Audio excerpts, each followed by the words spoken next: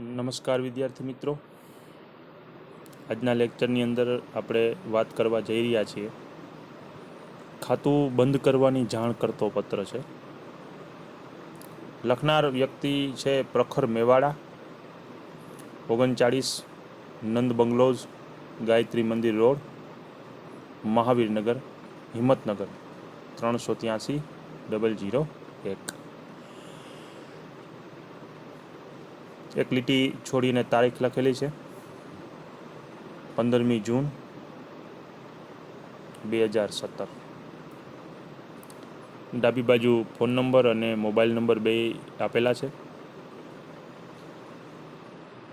હવે આ પત્ર લખ્યો છે બેંક ઓફ બરોડાને. Manager Shri, bank of Baroda, જૂના બજાર, હિંમતનગર 383-001. કયા વિષય ઉપર પત્ર લખ્યો છે? તો કે ખાતું બંધ કરવા અંગે. જુઓ શું કીધું. સાહેબ શ્રી, અલ્પ વિરામ. વળી એકને એક વાત કરી છે ફરીથી. હું છેલ્લા 12 વર્ષથી આપની બેંકમાં બચત ખાતું ધરાવું છું અને મારા બચત ખાતા નંબર છે 101-23-22-234. અને તમે આમાં એડ પણ કરી શકો કે આ છેલ્લા 12 વર્ષથી હું આ ખાતા દ્વારા લેવડ દેવડ કરું છું.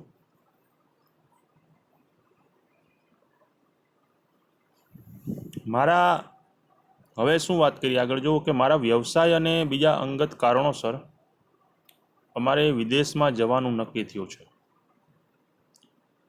અને પાછું નજીકના ભવિષ્યમાં અમે ત્યાં જતા પણ રહીશું.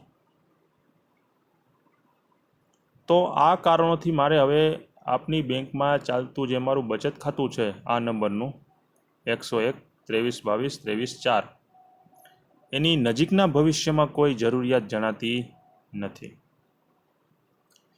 એ ઉપરાંત આગળ વાત કરેલી છે કે ભવિષ્યમાં પણ આ ખાતા દ્વારા નાણાકીય લેવડ દેવડની સંભાવના નહીવત છે અથવા સાવ ઓછી છે અથવા નથી એમ પણ તમે કહી શકો.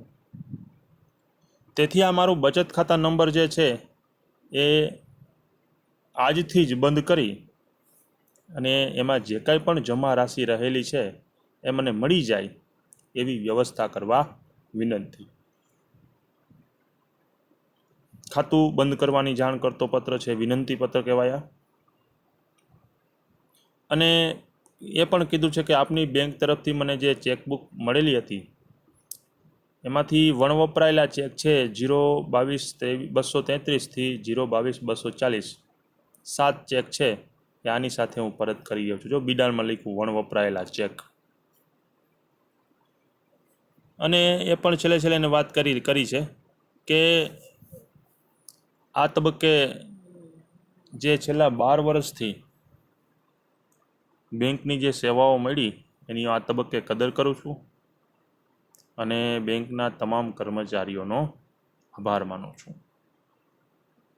આપનો વિશ્વાસુ પ્રખર મેવાડા અને બિડાણમાં છે વણવપરાયેલા ચેક. ઘણી વખત કોઈ કારણસર બેંકમાં તમે જે ખાતું ખોલાવેલું છે માં નજીકના ભવિષ્યમાં કોઈ વ્યવહારો કરવાની શક્યતા ના હોય અથવા તો તદ્દન ઓછી હોય અને તમે ખાતું બંધ કરવા માગતા હો તો તમે ખાતું બંધ કરાવી શકો. અને આ રીતે લેખિતમાં બેંકને પત્ર લખવાનો થાય